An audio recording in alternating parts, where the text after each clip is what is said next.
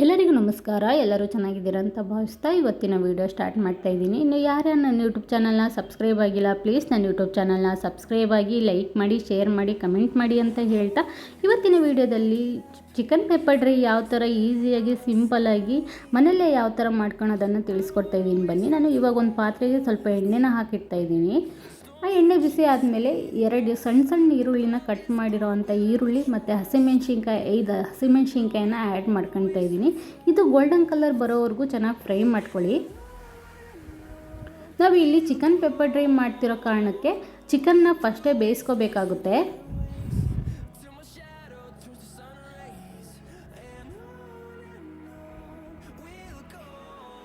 ಈರುಳ್ಳಿ ಎಲ್ಲ golden colour ಬಂದಾದಮೇಲೆ 1 ಸ್ಪೂನಷ್ಟು ಶುಂಠಿ ಬೆಳ್ಳುಳ್ಳಿ ಪೇಸ್ಟನ್ನು ಆ್ಯಡ್ ಮಾಡ್ತಾಯಿದ್ದೀನಿ. ಶುಂಠಿ ಬೆಳ್ಳುಳ್ಳಿ ಪೇಸ್ಟನ್ನು ಆ್ಯಡ್ ಮಾಡಿ ಅದು ಹಸಿ ವಾಸನೆ ಹೋಗೋವರೆಗೂ ಫ್ರೈ ಮಾಡ್ಕೊಳ್ಳಿ.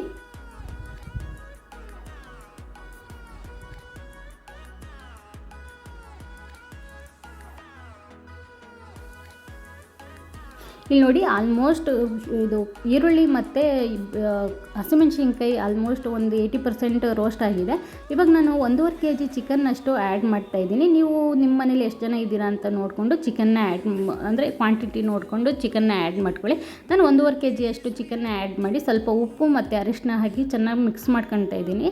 ಕ್ಲೀನಾಗಿ ಮಿಕ್ಸ್ ಮಾಡ್ಕೋಬೇಕು, ಇಲ್ಲ ಅಂದರೆ ಅರಿಶಿನ ಒಂದು ಕಡೆ ಹಿಡಿದ್ರೆ ಇನ್ನೊಂದು ಕಡೆ ಹಿಡ್ದಿರಲ್ಲ. ಇಲ್ಲಿ ನೋಡಿ, ನಾನು ಇವಾಗ ಕ್ಲೀನಾಗಿ ಮಿಕ್ಸ್ ಮಾಡಿಕೊಂಡು ಬೇಯಲಿಕ್ಕೆ ಇಡ್ತಾಯಿದ್ದೀನಿ. ಇಲ್ಲಿ ನೋಡಿ ಎಷ್ಟು ಚೆನ್ನಾಗಿ ಬೇಯ್ತಾ ಇದೆ ಅಂತ. ಇಲ್ಲಿ ಇಂಪಾರ್ಟೆಂಟ್ ಏನು ವಿಷಯ ಅಂದರೆ, ನೀವು ಇದನ್ನು ಪ್ಲೇಟ್ ಮುಚ್ಚಿ ಬೇಯಿಸಬಾರ್ದು, ಪ್ಲೇಟ್ ಮುಚ್ಚದಲ್ಲೇ ಬೇಯಿಸಬೇಕು.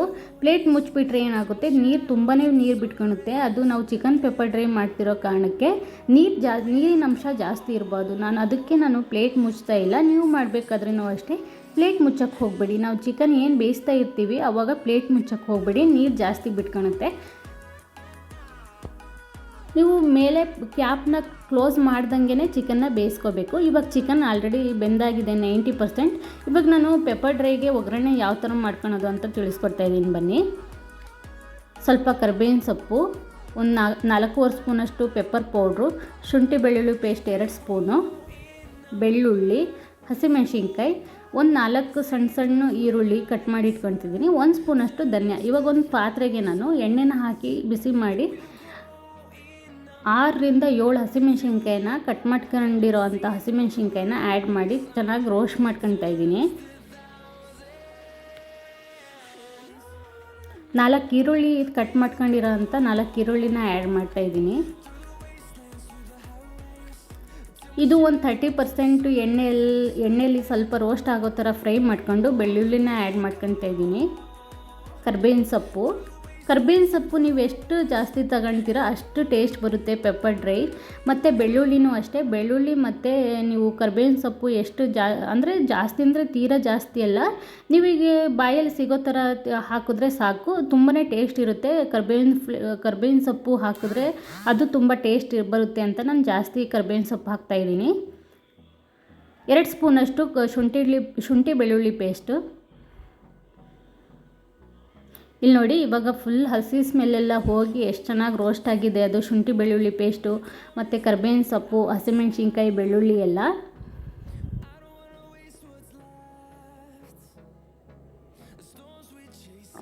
ಇದು 60% ರೋಸ್ಟ್ ಆಗೋವರೆಗೂ ಬಿಡಬೇಕು. ಆಮೇಲೆ ಆವಾಗಲೇ ಏನು ಬೇಯಿಸಿಟ್ಕೊಂಡಿರೋ ಅಂತ ನಾವು ಚಿಕನ್ನ ಇವಾಗ ಆ್ಯಡ್ ಮಾಡ್ತಾಯಿದ್ದೀನಿ. ನಾನು ಚಿಕನ್ನ ಆ್ಯಡ್ ಮಾಡಿ ಕ್ಲೀನಾಗಿ ಮಿಕ್ಸ್ ಮಾಡ್ಕೊತಾ ಇದ್ದೀನಿ. ಇಲ್ಲಿ ನೋಡಿ ಯಾವ ಥರ ಮಿಕ್ಸ್ ಮಾಡ್ಕೊತಾ ಇದ್ದೀನಿ ಅಂತ. ಈ ಥರ ಕ್ಲೀನಾಗಿ ಮಿಕ್ಸ್ ಮಾಡ್ಕೋಬೇಕು ನೀವು. ತುಂಬಾ ಟೇಸ್ಟ್ ಇರುತ್ತೆ, ತುಂಬ ಈಸಿಯಾಗೂ ಮಾಡ್ಕೋಬೋದು. ಮತ್ತು ಇದು ನಿಮಗೆ ಸೈಡ್ ಡಿಶ್ಶಿಗಂತೂ ತುಂಬಾ ಟೇಸ್ಟ್ ಇರುತ್ತೆ. ಒಂದು ಸಲ ಟ್ರೈ ಮಾಡಿ ಯಾವ ಥರ ಬಂದಿತ್ತು ಅಂತ ಕಮೆಂಟ್ ಮಾಡಿ ನೀವು. ಇಲ್ಲಿ ನೋಡಿ, ನಾನು ಕ್ಲೀನಾಗಿ ಮಿಕ್ಸ್ ಮಾಡ್ಕೊತಾ ಇದ್ದೀನಿ. ಇವಾಗ ಒಂದು 2 ನಿಮಿಷ ಬೇಯಲಿಕ್ಕೆ ಇಡ್ತಾಯಿದ್ದೀನಿ.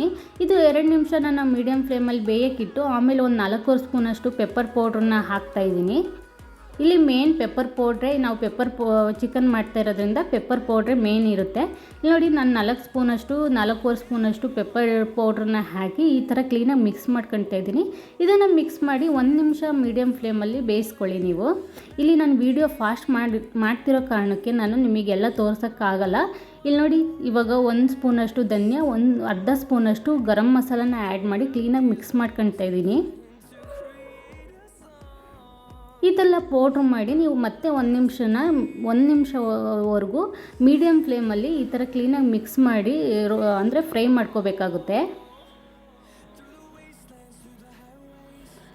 ಆಮೇಲೆ ಲಾಸ್ಟಿಗೆ ನೀವು ರುಚಿಗೆ ತಕ್ಕಷ್ಟು ಉಪ್ಪು, ಅಂದರೆ ನೀವು ಉಪ್ಪು ನೋಡಿ ನಿಮ್ಗೆ ಟೇಸ್ಟ್ ತಕ್ಕಂತೆ ನೀವು ಉಪ್ಪನ್ನ ಆ್ಯಡ್ ಮಾಡ್ಕೋಬೇಕಾಗುತ್ತೆ. ತೀರಾ ಜಾಸ್ತಿ ಉಪ್ಪಾದರೂ ಚೆನ್ನಾಗಾಗಲ್ಲ.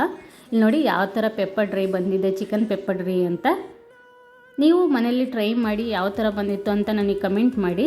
ಈ ವಿಡಿಯೋ ಇಲ್ಲಿಗೆ ಎಂಡ್ ಮಾಡ್ತಾಯಿದ್ದೀನಿ. ಇನ್ನೂ ಹೊಸದಾಗಿ ನನ್ನ ಯೂಟ್ಯೂಬ್ ಚಾನಲ್ನ ಯಾರ್ಯಾರು ನೋಡ್ತಿದ್ದೀರಾ ಪ್ಲೀಸ್ ನನ್ನ ಯೂಟ್ಯೂಬ್ ಚಾನಲ್ನ ಸಬ್ಸ್ಕ್ರೈಬ್ ಆಗಿ, ಲೈಕ್ ಮಾಡಿ, ಶೇರ್ ಮಾಡಿ, ಮತ್ತು ನಿಮ್ಮ ಫ್ರೆಂಡ್ಸ್ ಆ್ಯಂಡ್ ಫ್ಯಾಮಿಲಿಗೂ ಶೇರ್ ಮಾಡಿ ಅಂತ ಹೇಳ್ತಾ ಇವತ್ತಿನ ವಿಡಿಯೋ ಇಲ್ಲಿಗೆ ಎಂಡ್ ಮಾಡ್ತಾಯಿದ್ದೀನಿ. Thank you all.